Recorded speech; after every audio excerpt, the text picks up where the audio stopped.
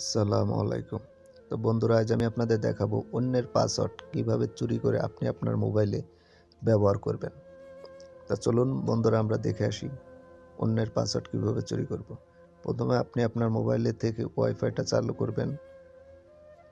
চালু করার পরে আপনি দেখবেন এরকম একটা ইন্টারফেস আসবে।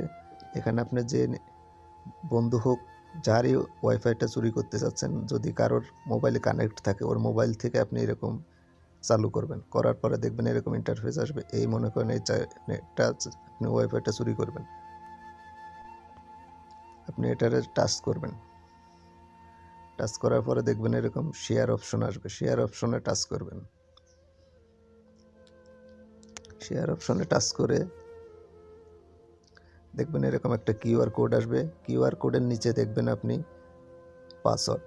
এই পাসওয়ার্ড হচ্ছে আপনি অন্যের মোবাইলের পাসওয়ার্ড। আপনি আপনার মোবাইল ইউজ করবে অনায়াসে।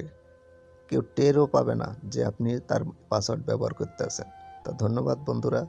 যদি কারো উপকারে আসে, ভালো লাগে, তো অবশ্যই শেয়ার করবেন এবং বেশি লাইক ও কমেন্ট দিয়ে উৎসাহ করবেন। ধন্যবাদ।